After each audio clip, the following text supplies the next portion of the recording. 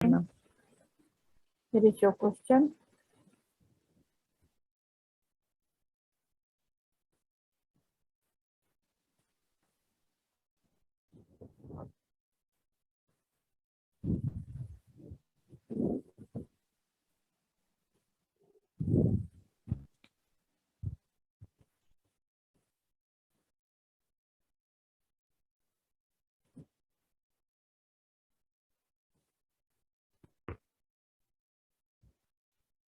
All right, ma'am. Yes, yes. Shall I begin? Just bell will go few seconds. All right. For the timer. All right. 17 seconds.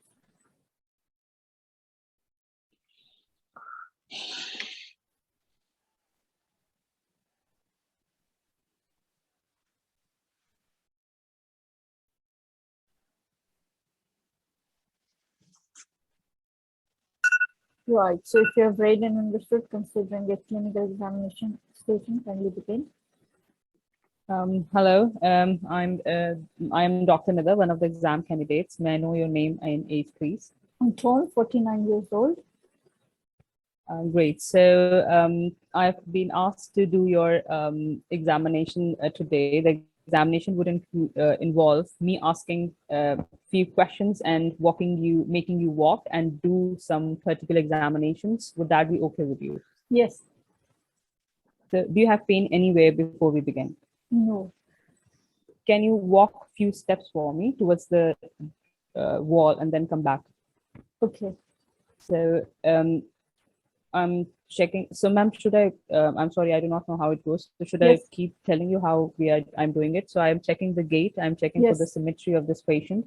Yes. After I've made the patient walk normally, I'm gonna check the tiptoeing and the tandem gait. So can you walk with your heel put in front of the foot and then you walk a few more steps like that? Okay. So I'm gonna Done. make the Yes. patient do the tandem gait. Yes. For that, if the patient is able to do the tandem gait, now I'm gonna do a Romberg's test where I'll Yes. ask the patient, can you stand by your hands on the side? Yes. So now you have to close your eyes. I'll put my hands in front of you so that if you may lose your balance. Okay. I'll ask the patient to close your eyes and see if the patient is swaying on any side. If the patient is not swaying, his cerebellum, cerebellum is intact. And this is more of a balance by the vestibulocochlear, I think, not by the cerebellum. Yes, The continue. Romberg's. Yes. Okay. So you may sit now. Now we'll do a few more tests. So now I'm checking for the eyes. I'm checking for the nystagmus, number one.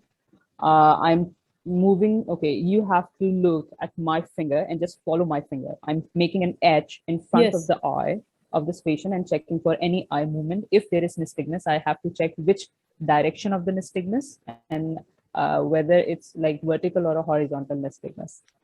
After I've checked for the nystagmus, now I'm checking for the hands. Can you please spread your hands in front of me wide? Okay, and splay your fingers. Now I'm looking at the hands for tremors, for the intentional, for tremors, number one.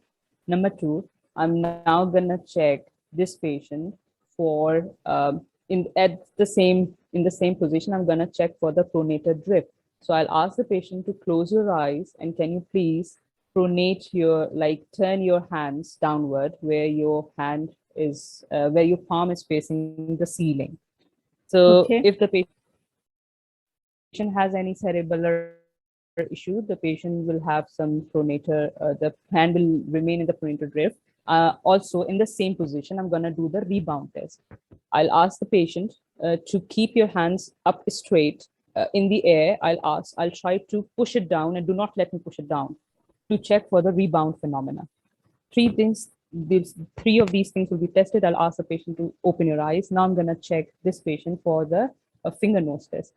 So I'm putting my index finger in front of the patient. I'll ask to follow this finger of mine, touch your index finger with my finger, and then touch your nose, and keep it keep moving it fastly, like at a little rapidly.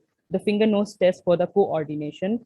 Also, now I'm going to check the idokinesia, where I'll ask the patient to spread one of the wrist and then keep moving the other wrist in supination and pronation as rapidly as he can on both sides, like with both the hands for this idokinesia. And then I'm going to check for the reflexes of this patient. I'm going to check the bicep reflex. I'm going to check the supinator and the tricep reflex of this patient. After I've checked in the upper limbs, now I'm going to ask the patient, can you please lie down on the couch? Once the patient has lied down on the couch, I'll check this patient. I'll do the coordination test, the heel shin test. So I'll ask the patient to put his heel on the knee and then drag it along the shin border and then lift it off, and keep repeating these movements for a few times, and repeat the same movement on the other side as well for coordination. After I've checked the coordination, now I'm checking for the reflexes of this patient. So I'm going to check the ankle jerk for this patient, and also going to check the knee jerk on both sides. Also, I'm now going to check the clonus for this patient. So for clonus, I'll ask the patient to keep his right leg, if I'm standing on the right side, in the flexed position and go a little floppy, and then I'm going to check the clonus. So more than 5 is abnormal, and we'll check the clonus on both sides. I think so coordination, reflexes, power, and Yes, the head and neck that should examination sum is up the the examination. speech and glossopharyngeal. I'm sorry. Yes. Yes. Speech I've not checked. So can you say British Constitution, the staccato speech? Okay. Well, when so And can I'll you present your ask case the now? patient if they can also say baby hippopotamus. Yes. Can you present your examination now, please? So I've examined a 49 years old male patient who had a so I'm sorry, ma'am, but if I do not know any findings, how do I go about it? Like, how do I present if I do not know what were the positive findings in the history? In this case, patient might have posterior cranial fossa tumor. So what would be the signs that you'll find positive? You have to go from that.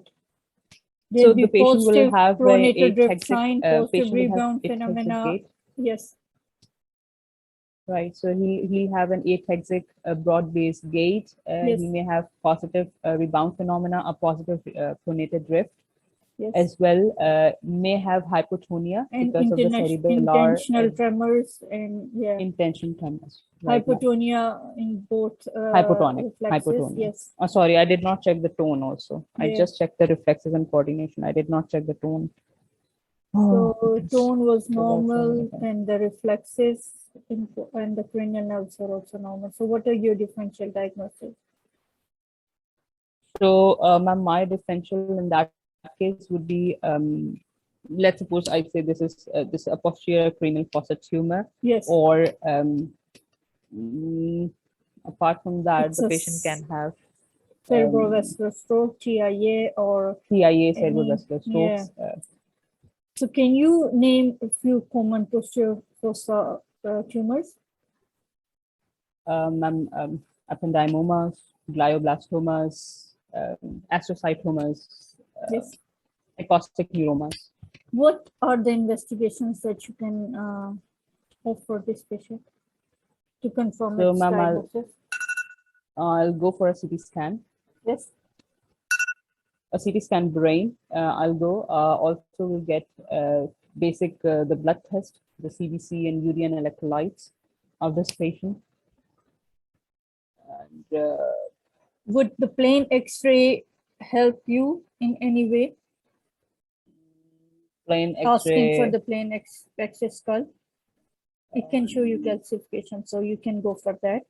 Even you can ask for MRI brain. It will show you enhanced. It will be enhanced with gadolinium, says, and then CT. Gadolinium, yeah. Yeah, and then treatment options that you can offer this patient if patient has. So if it's resectable, we'll Yeah. go for surgical resection for this Yes. patient.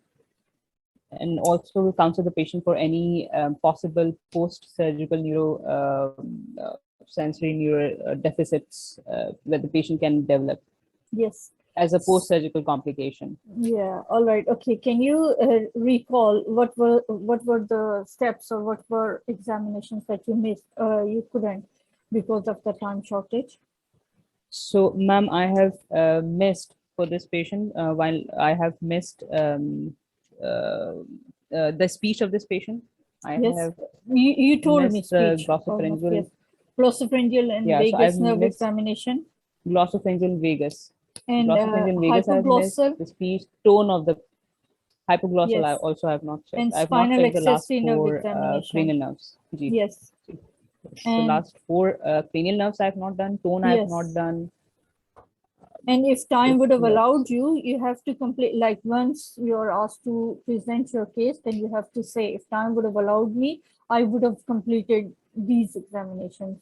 And All right. to complete your examination, you would do full neurological examination, including the cranial All right, nerves and upper and lower limbs examination. So this is something you have to add in. All right, ma'am. Because All right. if you will be doing all these examinations, time would not be enough in real patient, like the way you're explaining, and you're doing it on patients, so time would run out. But then you should be able to know what are the tests that you have missed so that you can mention them at the end. Right, ma'am. Good, thank you.